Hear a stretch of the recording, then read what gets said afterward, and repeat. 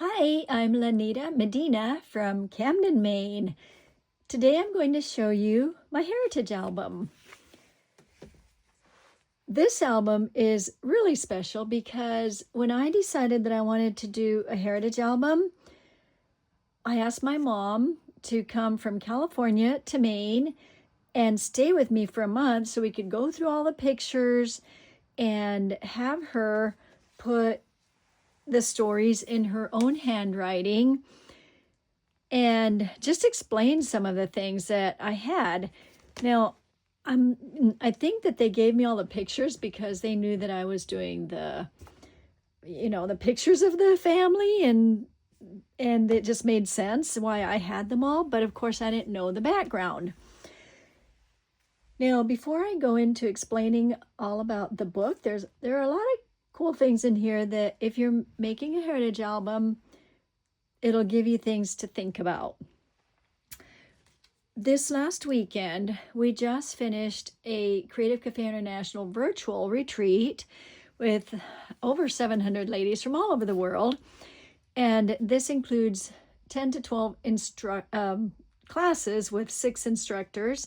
And Pam Wynn was one of our instructors this time, where she did part 1 of heritage albums. I highly recommend you sign up for this. It's $59 for the all weekend with the 12 classes, and hers is one of them. This is part 1. I wish I would have had this when I did mine. I had things such as making room for memorabilia, and I did use this a lot. There was one that was for heritage, and I just could not find that one. I do tend to keep these old things because I like old things.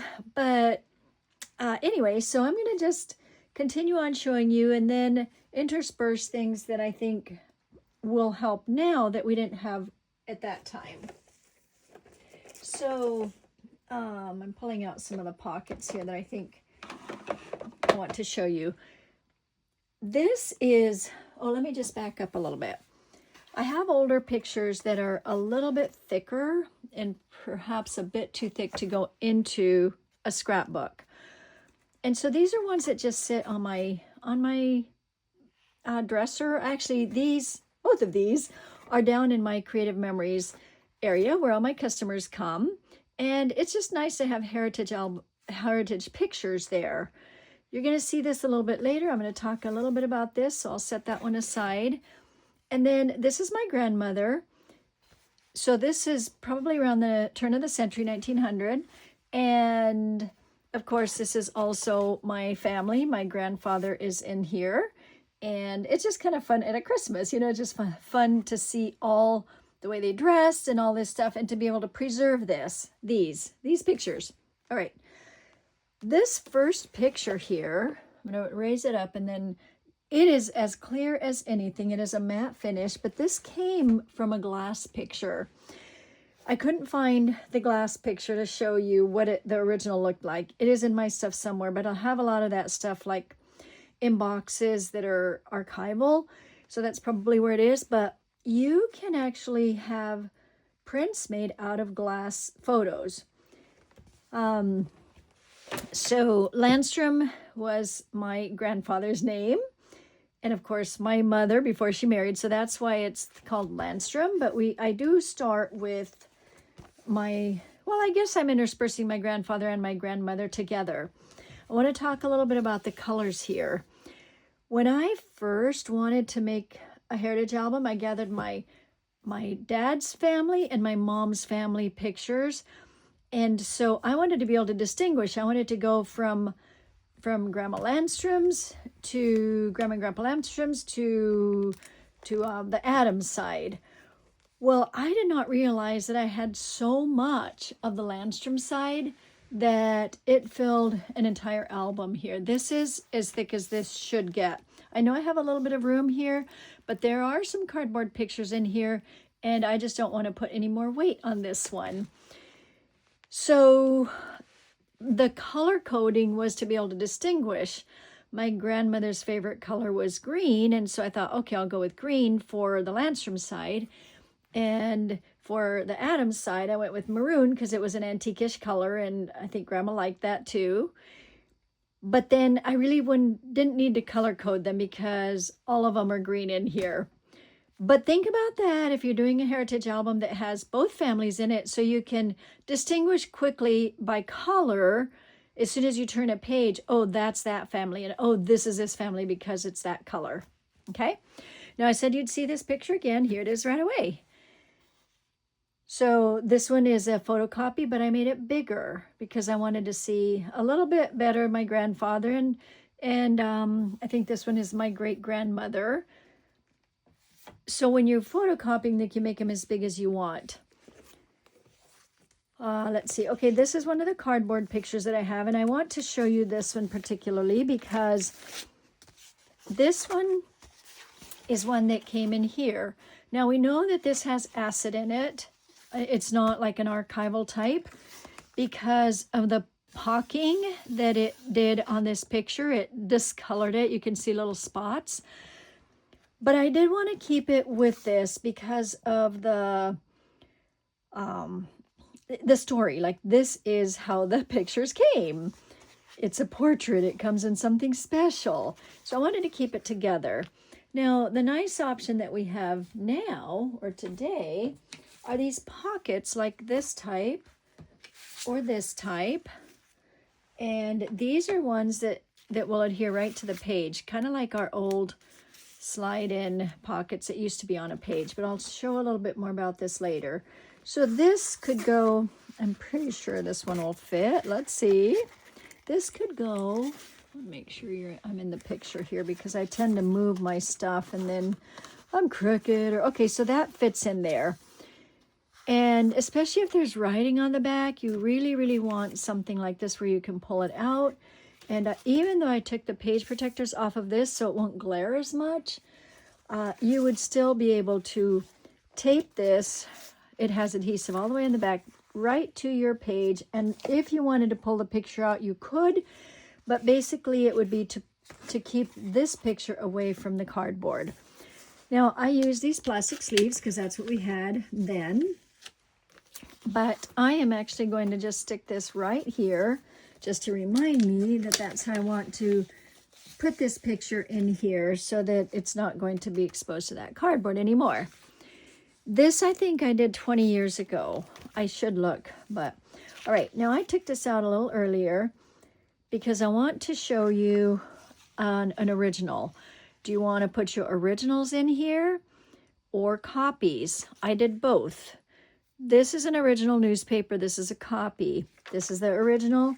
You can see it's kind of tearing, and I probably shouldn't put it in here when I'm on camera just because I want to be careful, but well, maybe it's okay. Now, this is a letter from 1917, 1918 when my grandfather, we called him Grandpa, was in World War I.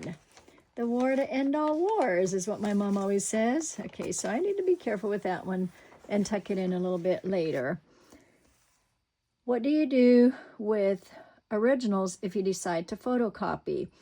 So this one was a photocopy because it was my grandfather drew like with pencil drawings, and so it was a larger piece.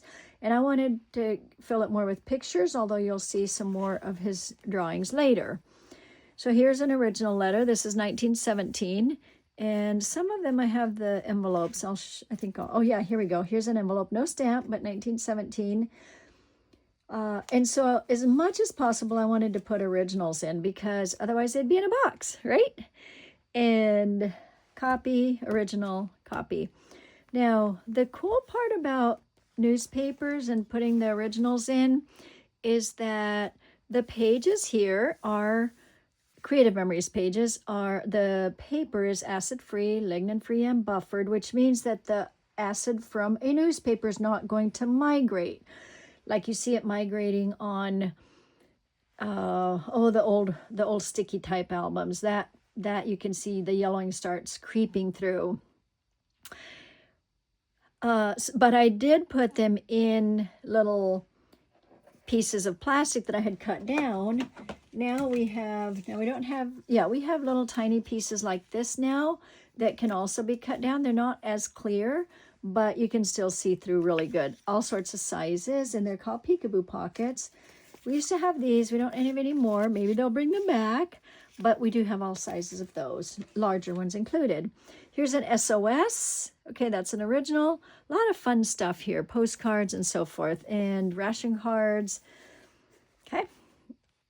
And some of these that are postcards also have writing in the back, which is why I wanted the postcards to be in a sleeve. All right, more of his drawings. And notice that my mom wrote. Now, here's what I want to just quickly say about writing. I wanted her to write because here's a fact that just jumped out at me just now. His drawings were usually in black and white because he was colorblind. And my brother inherited that. My brother's also colorblind. So I thought that was really interesting that that's why he did pencil drawings, because he was colorblind. All right, here's another one that is not an original, because as you can see, my photocopy, although I copied it using, I didn't want it black and white. I color copied this one so I could get all the colors, and I wanted the oldness to show through. You can even see the envelope marking here because it had seeped through. And then, I can just lift it up. Now this does have a page protector on it. I took it off just so I could lift and show. This is the original envelope, but these were too tattered to put in as originals. Any memorabilia you have, it just is so good to tell the story. All right, now that I said that about the colorblind, this is the only piece that we have where he actually used color in it. In his drawings, everything else is black and white. Just, those little trivia pieces that are really fun to write in your album. All right, so there's Private Wesley Landstrom, 19 years old. Now, this is a really fun picture. The original of this one is a rolled up piece, and you've probably seen some of these like this, like in a frame or something. I saw one of these at the Goss House in Wisconsin, just like this, and it had a big frame. I thought that'd be really neat to put our original in, but I was able to photocopy this. I'm not sure how or where, because it's been a while since I photocopied it, but you can see the ripples in it that came from the original that was rolled up. Now, the other interesting information here is this one was the Grizzlies, is where his 144th California Field Artillery, they received a real welcome from San Francisco dignitaries and citizens alike. Since the flu epidemic was still going on, many of the photos below, they are wearing masks. So that's really interesting information too, isn't it? If you look, there's masks all over the place on this. Okay, now this one I left open just because I wanted to be able to pull it out. All right, then any other types of memorabilia that you may have. For example, this one is from, he was a motorman. My grandfather was a motorman on the San Francisco streetcars, and so he kept a really good log. His handwriting is really detailed and neat and tidy, and he just kept detailed records of his runs. I think that's just really fun information to know about your grandfather, right? And as far as like, oh, did he inherit, did Freddie inherit the handwriting that we see, or the exactness that Grandpa had? Now, this piece of memorabilia has a very interesting story, because after this, he worked in a silk factory, silk cutter at the necktie factory. That's what it was, a necktie factory, and he cut the silk for the neckties. Now, one day when he opened a package of silk from the mills in Paterson, New Jersey, there was a name there and an address of a lady named Mildred Barber. So he actually wrote to her, and eventually they got married and had a son. So that's just really fun. And look at the little necktie picture here. Nivelle neckwear. What year is this? Is there a year? Okay, don't, oh, 1928, I guess, is what the year shows here. 1927, 26, because their son was born in 1927. She eventually died, and then he married my grandmother later, but that's later in the story. But I just think it's really neat to have this part of the story. The necktie, the silk tie, silk from the necktie factory.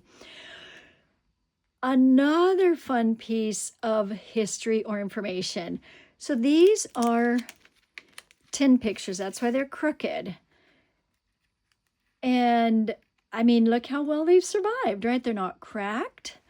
Obviously, I wasn't going to cut them, but I did want to protect them, extra protection. So I put them in corners, although I don't think I would have needed to. I just wasn't sure how to adhere them. I'm still not sure, actually. So if I were to do this again, I would need to figure that out. Here's the cool part about this one.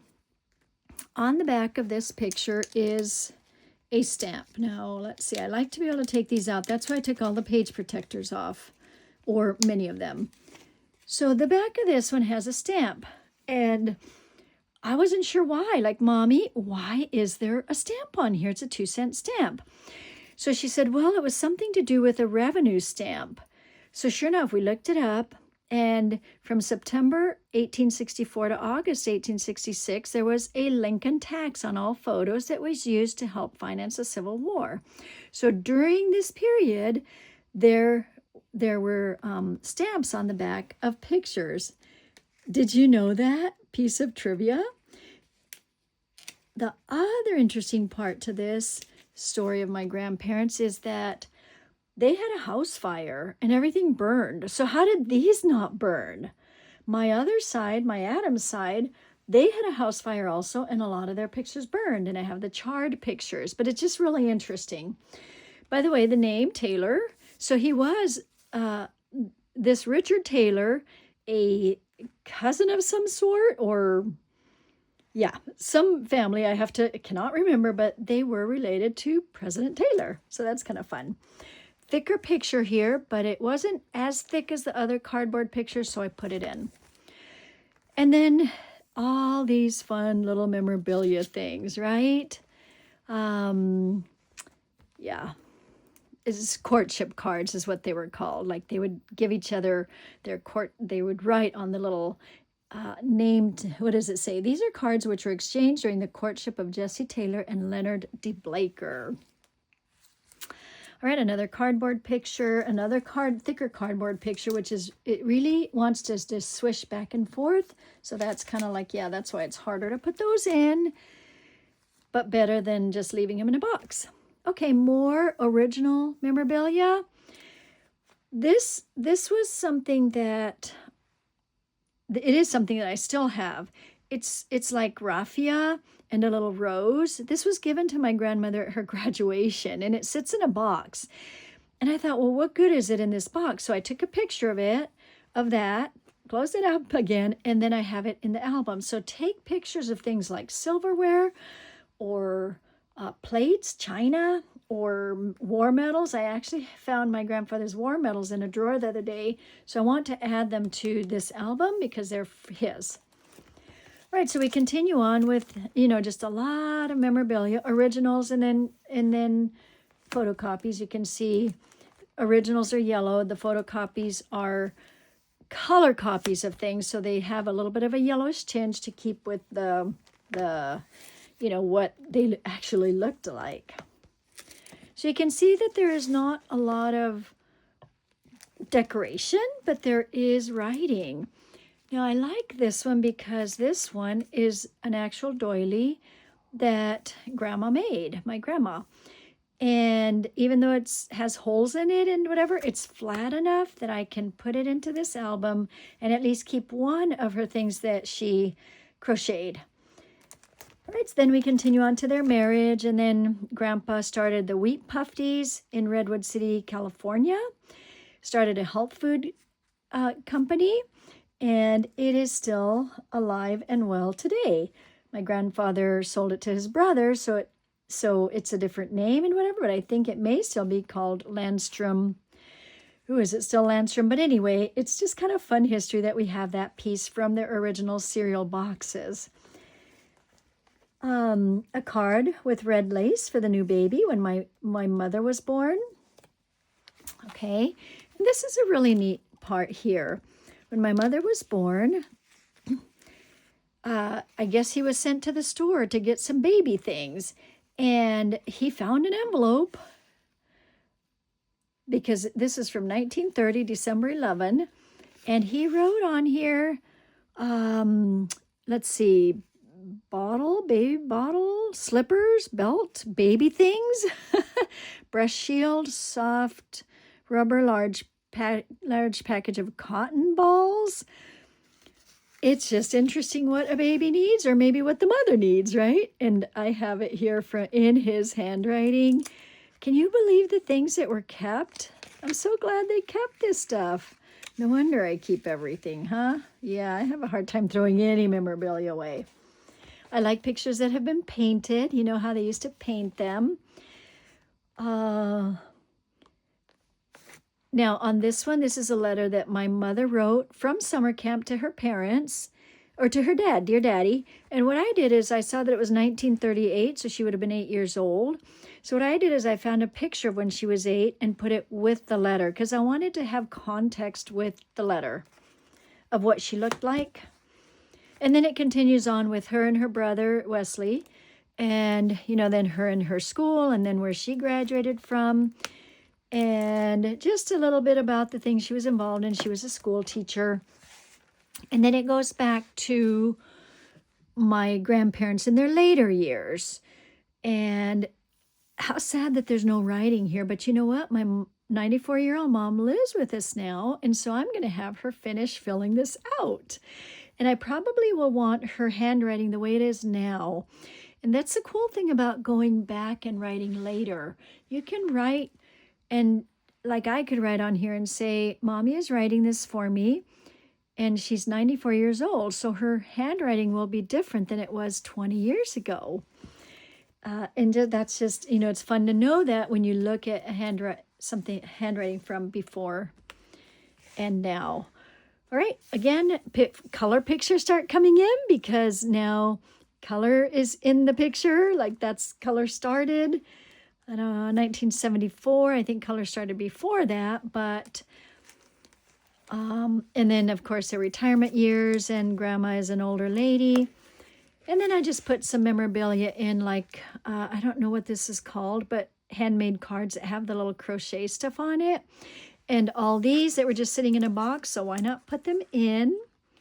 And it's okay to always write yourself little notes there of things you may want to find later. Okay, I'm trying to not make it glare, but I do need light here, right? So, and then this one has some arrows that are headed towards people to identify, so that needs to be written. But then that is it on this type of an album. So on the memorabilia part, I just wanted to bring this. Do you remember, some of you who've done this for a while or before, we used to have half sleeves. So now we have this type of a sleeve, but you can put it wherever you want, and the adhesive is on the back. So let's see if I have. So for example, I guess I should have looked back here at some of these that I was not sure of putting in, but let's see. Oh yeah, that one is okay. Well, let's go with this one. No, I probably would protect this one a little bit more. So maybe I'll just show you another piece of memorabilia here. These are excellent for pictures, but also for memorabilia, you know, that can sit like that. Okay, but having pictures standing up like this is good too. I wish I could find the one that I thought would work in here. Perhaps it's the one that was a thicker picture. Get back into the perhaps something like this, although this one doesn't seem, this one is tight in there. The one that keeps wanting to fall out is this one, but it it is thick enough that it would probably also fall out of this one. So this one would be in one of our narrower pockets that we have, which I don't think I have handy here, but yeah, I'm looking for a bigger, well, let's just put this one, just so you can see. So if you had a larger letter, you could actually put something like that in. And then you just don't need to put page protectors. If you have a pocket here and a pocket here, and you have things in both pockets, and then you would do the same on the other side, you can adhere these right to the page, and then you don't necessarily need a page protector. This is for you to take in and out. That's, you know, if that's something you want. I mentioned this before, making room for memorabilia. Memorabilia is really important. What year is this? 2010, 15 years ago, perhaps, it looks like. So, all right, I'll put that in later. Okay, so I think, let's see, I did tell you about the Creative Cafe International. I'll put the link in here. Did I tell you about this? I can't even remember what I told you. I think I told you about the Creative Cafe International where Pam Wynn did this heritage set, right? There are 10 pages of super good questions on, and this is part 1. All right, I think I did say that. The last part is as far as materials. Now, you don't need a lot, but I did pull out this mystery box or secret box that we had in November. If you still have this around, this has excellent stuff. Stickers and embellishments and fun things for little frames for a heritage album. The paper is very good also because it's mostly the browns and the grays. There's some blue and some green, but as you notice, we did change to color on some of these, and these are colors that go good with a heritage album. Now, these pages are not my original. This was from Brenda. She made these, but look how pretty that is. This would be more of a modern way of putting heritage pictures in. I literally just filled mine with pictures, and I'm okay with that. But if you're a person that wanted to decorate more, this set is a good one. If you don't have it, I'm going to post my link because I have about 10 of these left. So if you want one, you might want to grab one of these if you're interested in doing something with heritage, and these would work. All right, thank you so much for watching. I highly encourage you to make your own heritage album and savor the process, savor the memories, look for the stories. I'm Lanita Medina, and I am so thankful that I learned about scrapbooking and that you joined me today. Bye-bye.